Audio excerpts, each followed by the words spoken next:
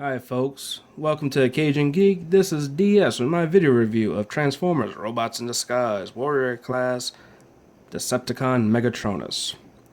As many in the fandom already know, Megatronus is the real name of the Fallen, one of the 13 Primes created by Primus, who decided he was going to go join with Unicron and became evil and betrayed his brothers. So this is only the third toy we've ever gotten of him. The first one was a Transformers Titanium release where he was a double-barreled tank. And then, of course, the Voyager class toys we've got in Transformers Revenge of the Fallen. It's toy line. How does this one stack up compared to the other two? I'll let you decide. I'm just going to show you how this one looks. I don't have the other two. Now, Megatronus in Robots in Disguise is a futuristic Cybertronian-style H-Tank. He has two non-rolling treads, but they do have wheels into the bottom, which allow you to roll him on a flat surface. He rolls pretty well. Yee! Just make sure it's a flat surface, otherwise he starts turning, because this is not exactly flat. His turret does turn about 150 degrees because the bottom of his turret hits against the missile pods. He has a big honking fusion cannon in the front, two sets of missile pods on the side, and two more guns on each side of the treads, and a set of drills on the bottom here. If you can see that. Yeah, there you go. He also has his spear, or sword, whatever you want to call it. I think they call it a spear in the cartoon. So yeah, he is actually a pretty heavily armored tank. Now I did do some customizations when I got this toy. If you can see the red dots in the missile pods as the missile warheads, they were not painted at all. They were black. I decided to touch them up with a little bit of red paint marker. The same with the blade right here. I touched this up and made a silver edge when it was completely purple. I thought it looked better. I think it came out pretty good.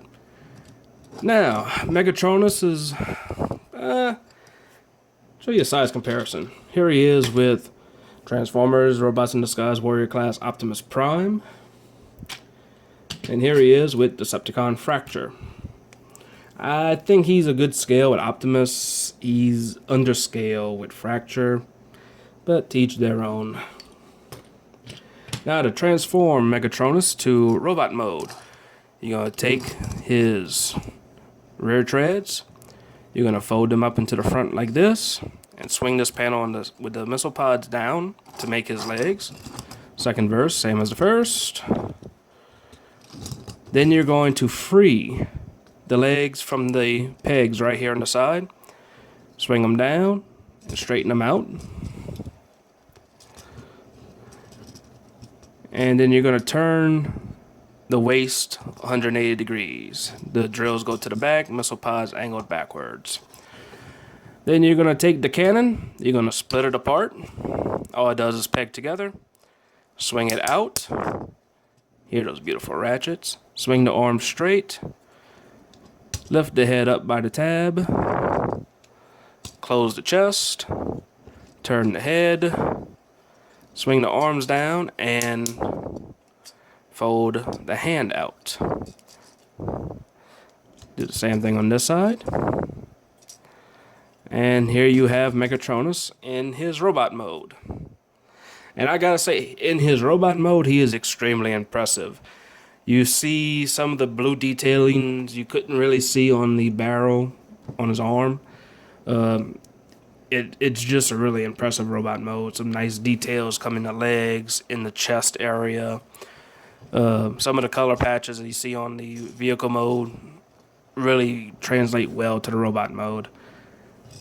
He has, articulation-wise, a 360-degree ball joint, so he can look a little bit up, a little bit down, and he can turn his head all the way around. Get a little nodding action going, yeah.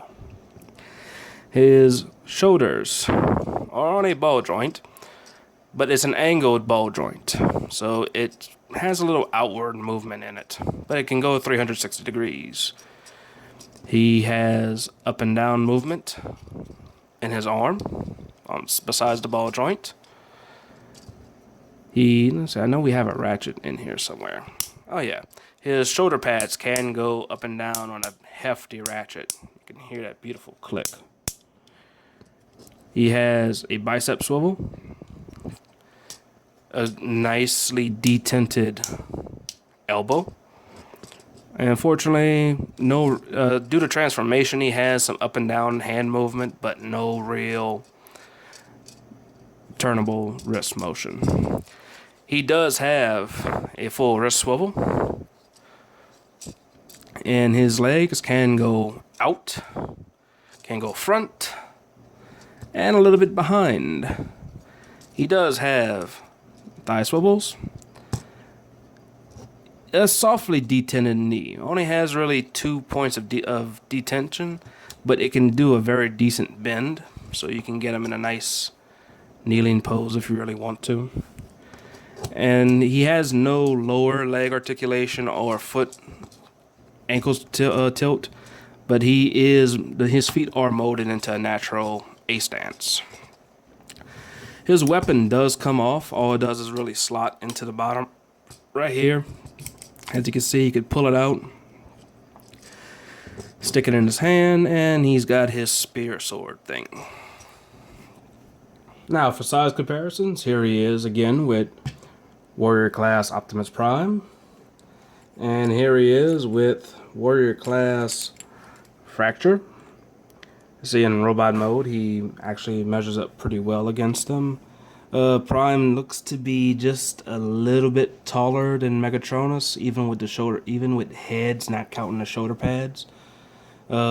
Fracture is actually about the same height.